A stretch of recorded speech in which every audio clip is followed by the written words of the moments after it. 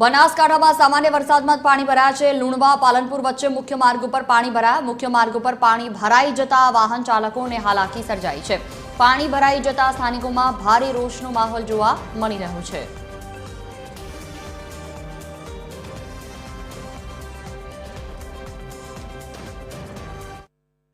5 વર્ષથી આવું પાણી ભરાય છે અને પહેલા જ વરસાદે આવો ખાબોચિયા ભરવાનું ચાલુ થઈ ગયું છે તો આ ચોમાસું આવતે કેવી હાલત થશે એની એ મુશ્કેલી પડે બહુ મુશ્કેલી પડે છે। નાના બાળકો પડી જાય છે ગાડી લઈને જતા અત્યારે શું માંગ છે અહીંયા રસ્તાનું ઓન કરો ને કે અહીંયા નાળું કઈ મૂકીને કઈ પાણીનો નિકાલ કરો। બનાસકાંઠા જિલ્લાના મુખ્ય મથક પાલનપુરમાં ગત મોડી રાત્રે વાતાવરણમાં અચાનક પલટો આવ્યો ત્યારબાદ ગત મોડી રાત્રે વરસાદની ધીમે ધારી શરૂઆત થઈ। જો કે વાત કરવામાં તો બનાસકાંઠા જિલ્લાના દાંતીવાડા હોય, દાંતા હોય, અમીરગઢ પંથકમાં ગત મોડી રાત્રે ભારે પવન સાથે વરસાદ પડ્યો। જો કે વાત કરવામાં તો બનાસકાંઠા જિલ્લાના અત્યારે પાલનપુર મથકના લુણવા ગામથી જે પાલનપુરને જોડતો જે મુખ્ય માર્ગ છે, મુખ્ય માર્ગ અત્યારે પાણીમાં ગરકાવ છે અને હું આપણે સીધા દ્રશ્ય બતાવીશ કે એટલે અત્યારે જે આ પાણી છે આ પાણી રોડ ઉપર ભરેલું પડ્યું છે। એટલે ક્યાંક ને ક્યાંક તંત્રની બેદરકારી એવું લાગે છે, કેમ કે આ સામાન્ય વરસાદમાં જ આ પરિસ્થિતિ છે અને હજી સુધી તો ચોમાસાની શરૂઆત થવાની જ બાકી છે। તે પહેલા જ આ પાણી ભરેલ ક્યાંક ને ક્યાંક તંત્રના આંખે પાટા બધે એવું દેખાઈ રહ્યું છે, કેમ કે સામાન્ય જ વરસાદમાં આ ગામડાઓને જોડતો રસ્તો છે અને સિટી તરફ જાય છે ને અત્યારે પાણીમાં ગરકાવ છે। એટલે ક્યાંક ને ક્યાંક અત્યારે તો વાહન ચાલકો પણ પરેશાન છે।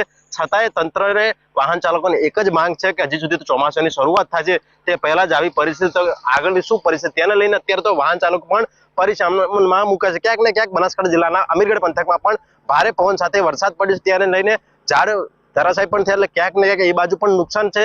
તો બનાસકાંઠા જિલ્લાના અમીરગઢ હોય, દાંતા પંથકમાં ત્યારે તો ખેડૂતો પણ ચિંતિત બન્યા છે, કેમ કે ખેડૂતોનો પાક પણ વાઢેલો ત્યારે ખેતરમાં પડશે એ પણ પલટ તેવી પરિસ્થિતિ ત્યારે તો થઈ છે। વિક્રમ ઠાકોર, TV13 બનાસકાંઠા।